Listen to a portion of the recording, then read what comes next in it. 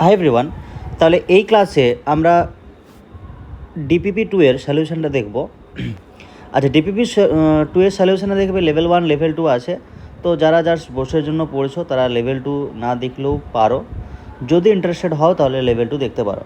যারা কম্পিটিটিভ পড়ছো তারা লেভেল 2 অবশ্যই দেখবে বা অবশ্যই ট্রাই করবে। আচ্ছা, তাহলে ফার্স্ট কোশ্চেন যেটা ছিল যে নিচের কোন বিকিরণের তরঙ্গদৈর্ঘ্য সবচেয়ে বেশি, তাহলে সিজিএক্স ইভিআইএমআর ওই যে ট্রেনটা লিখিয়েছিলাম ওখান থেকে দেখতে পাবে যে রেডিও ওয়েভ এর তরঙ্গদৈর্ঘ্য সবচেয়ে বেশি, যেগুলো দেওয়া আছে আর কি আমাদের কোশ্চেনে। 2 নম্বর, শূন্য মাধ্যমে এক্স রে তরঙ্গ দৈর্ঘ্য মানে ল্যামডার মান দেওয়া আছে 10⁻⁻10 মিটার, কম্পাঙ্ক চেয়েছে মানে নিউ এর মানটা চেয়েছে। তাহলে আমরা কি জানি যে নিউ সমান nu equals to C by lambda. তাহলে সি এর মান কত? 3 × 10⁸ মিটার পার সেকেন্ড বাই ল্যামডার মান 10⁻⁻10 মিটার।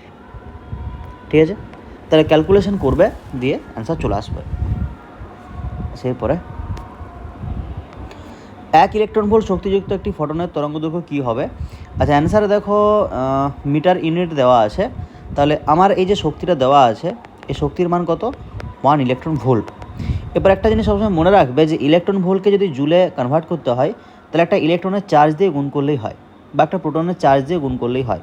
চার্জের মানটা কত? 1.602 10⁻⁹।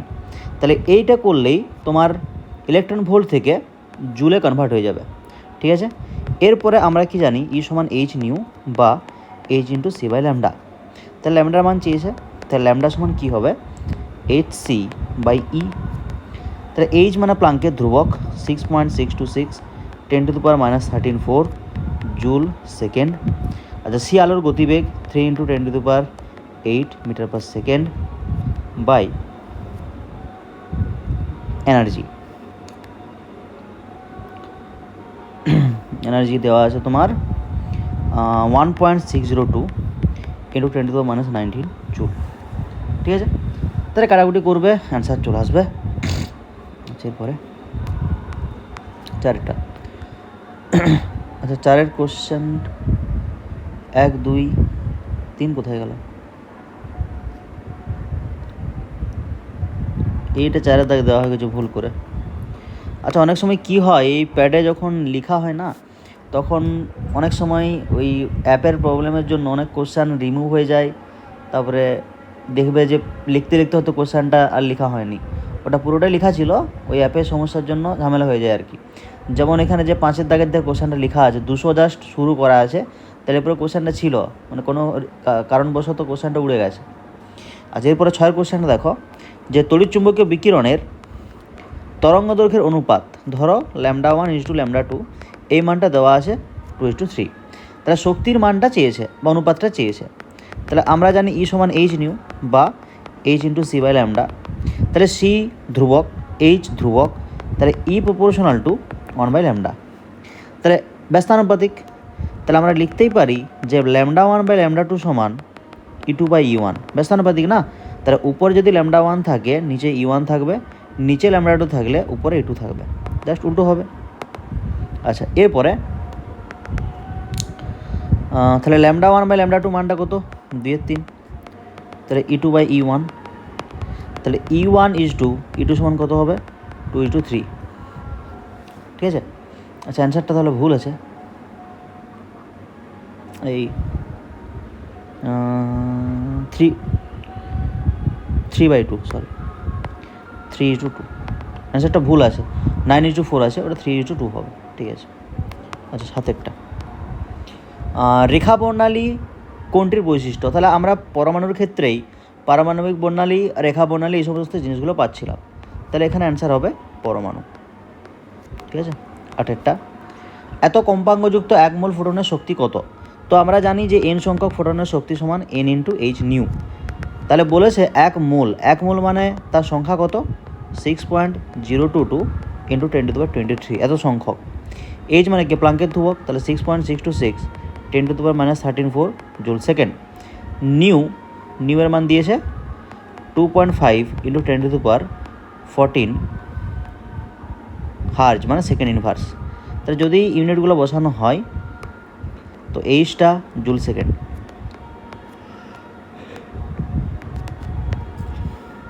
Joule second. তাহলে জুল সেকেন্ড হলে সেকেন্ড ইনভার্স আর সেকেন্ড কেটে যাবে,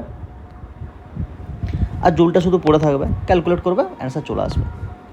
আচ্ছা 9টা 4950 অ্যাংস্ট্রম তরঙ্গ দৈর্ঘ্যে ফোটনের শক্তি কত? তাহলে ল্যামডা দেওয়া আছে 4950 অ্যাংস্ট্রম। যদি এটাকে আমি এসআই লিখতে চাই তাহলে 4950 ইন্টু 10⁻⁻10 মিটার, ঠিক আছে। আচ্ছা শক্তি, তাহলে ই সমান h nu by c by lambda, তাহলে ই সমান h into c by lambda. তাহলে এইচ মানে 6.626 10⁻⁻13 জুল সেকেন্ড, সি মানে আলোর বেগ 3 ইন্টু 10⁻8 মিটার পার সেকেন্ড, আর ল্যামডা হচ্ছে তরঙ্গ দৈর্ঘ্য। তাহলে আমরা এসআই করছি 4950 10⁻⁻10। তাহলে এই পুরো পোর্শনটা যদি ক্যালকুলেট করো, এখান থেকে মানটা আসবে 4.015 ইন্টু 10⁻⁻19 জুল, ঠিক আছে। এটা হচ্ছে শক্তি। আচ্ছা যদি তুমি এটাকে ইলেকট্রন ভোল্টে কনভার্ট করতে চাও, আমি কি বললাম যে 1 ইলেকট্রন ভোল্ট মানে ওই যে প্রোটনের চার্জ সেটা। তাহলে তুমি এই জুল থেকে যদি 1 ইলেকট্রন ভোল্টে যেতে চাও, তাহলে 1 ইলেকট্রন ভোল্ট, যেহেতু 1 ইলেকট্রন ভোল্ট সমান 1.602 10⁻⁻19 জুল, তাহলে জুল থেকে ইলেকট্রন ভোল্টে যাচ্ছ, ওটাতে ভাগ করে দাও। তাহলে 4.015 10⁻⁻19 বাই 1.602 ইন্টু 10⁻⁻19 জুল বা ইলেকট্রন ভোল্টে কনভার্ট হচ্ছে। তাই এটা আসবে তোমার 2.5 ইলেকট্রন ভোল্ট, ঠিক আছে। আচ্ছা 10টা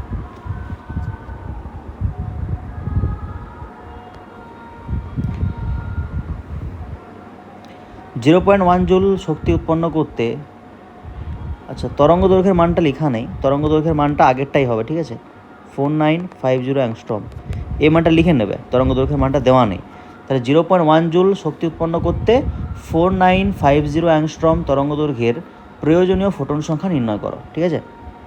ফোটন সংখ্যা বের করতে বলেছে। আচ্ছা তাহলে এত তরঙ্গ দৈর্ঘ্যের ক্ষেত্রে আমরা শক্তি কত পাচ্ছিলাম? শক্তি পাচ্ছিলাম 4.015 10⁻⁻19 জুল, এটা পাচ্ছিলাম। আচ্ছা আমাদের শক্তি কত উৎপন্ন করতে হবে? 0.1 জুল। তাহলে এত পরিমাণ শক্তি উৎপন্ন করতে হবে, একটা ফোটনের শক্তি কত? এত।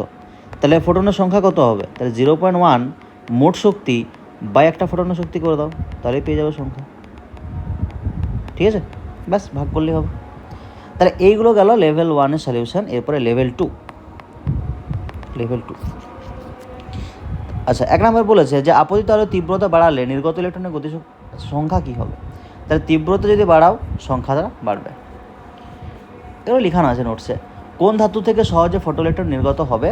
তাহলে যে ধাতুগুলো দেওয়া আছে সোডিয়াম, পটাশিয়াম, রুবিডিয়াম, সিজিয়াম, তার একটা গ্রুপের উপর থেকে নিচের দিকে যাওয়া হচ্ছে। এবার উপর থেকে যদি নিচের দিকে যাওয়া হয়, পরমাণুটার আকার কী হয়? বাড়ে। এবার আকার যদি বাড়ে, বাইরের ইলেকট্রনের প্রতি আকর্ষণ বলটা কী হয়? কমবে। সিম্পল জিনিস। কোনো একটা পরমাণুর যদি আকার বড় হয়, তো বাইরে যে ইলেকট্রনগুলো ঘুরছে তার প্রতি আকর্ষণ বল কী হবে? কম হবে। তাহলে আকর্ষণ বল যদি কম হয়, ওই ইলেকট্রনগুলোকে তুমি সহজে বের করতে পারবে, অর্থাৎ তারা ফটোইলেকট্রিক ইফেক্ট ভালো দেখাবে, ঠিক আছে। তাহলে উপর থেকে নিচে যেহেতু আকার বাড়ছে, বাইরের ইলেকট্রনের প্রতি নিউক্লিয়াসের আকর্ষণ বল কমছে, ফলে ইলেকট্রনটার নির্গমন সহজ হবে। তার জন্য এখানে সিজিয়ামের ইলেকট্রনটা সহজে বের করা যাবে, ঠিক আছে। তাহলে এটা গেল অপশান ডি। এরপরে 3-এরটা, ধাতব পাত থেকে ইলেকট্রন নির্গমনের জন্য আপতিত আলোক রশ্মির একটি ন্যূনতম তীব্রতা, বেগ, কম্পাঙ্ক, তরঙ্গ দৈর্ঘ্য। আমরা সূচনা কম্পাঙ্ক বলে একটা টপিক পড়েছিলাম। তাহলে যে আলোক রশ্মিটা আপতিত হচ্ছে তার একটা মিনিমাম কম্পাঙ্ক দরকার, না হলে আলোটা যতই তীব্র হোক না কেন কোনো দিনই ইলেকট্রন বেরোবে না। তাহলে এই কম্পাঙ্কের প্রয়োজন একটা আসে, ঠিক আছে, ন্যূনতম একটা কম্পাঙ্ক লাগবে। আচ্ছা নির্গত ইলেকট্রনের কিসের সমানুপাতিক? নির্গত ইলেকট্রনের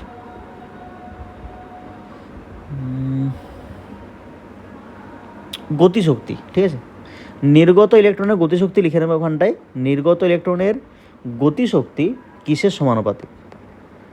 গতিশক্তি কিসের সমানুপাতিক, ঠিক আছে। আচ্ছা তাহলে গতিশক্তিটা কিসের উপর নির্ভর করে? তুমি যে আলোটা ফেলছো তার শক্তি যত বেশি হবে বা তার কম্পাঙ্ক যত বেশি হবে, ওই যে ইলেকট্রনটা বেরোচ্ছে তার শক্তিও কিন্তু তত বেশি হবে, ঠিক আছে। আচ্ছা এরপরে 5-এরটা, এটা ছিল 4।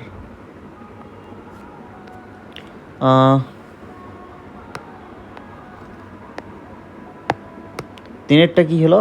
তিনেরটা হচ্ছে তোমার সি, কম্পাঙ্কের প্রয়োজন নাকি? তিনেরটা সবগুলো এ হয়ে গেছে, দেখো এ এ অপশান সি হবে এটা, ঠিক আছে। 5-এরটা, কোনো ভাস্বর পদার্থ থেকে প্রাপ্ত সাদা আলোকরশ্মি দ্বারা সৃষ্ট বর্ণালীকে কি বলে? তাহলে আমরা আগেই দেখেছিলাম যে কোনো বস্তু থেকে যদি আলোকরশ্মি অটোমেটিক নির্গত হয়, তো সেক্ষেত্রে আমরা যে বর্ণালীটা পাই সেটাকে নিঃসরণ বর্ণালী বলে। এবারে নিঃসরণ বর্ণালীর আন্ডারে ছিল তোমার নিরবচ্ছিন্ন বর্ণালী। তাহলে ওখানে বর্ণালীতে বিভিন্ন বর্ণের আলোর মধ্যে কোনো গ্যাপ ছিল না, তার জন্য এটাকে আমরা বলছিলাম নিরবচ্ছিন্ন বর্ণালী, ঠিক আছে। তাহলে এই ক্লাসে এতটাই থাকলো, এরপরের ক্লাসে DPP 3 এর সলিউশনটা করে দেবো। ওকে, থ্যাংক ইউ।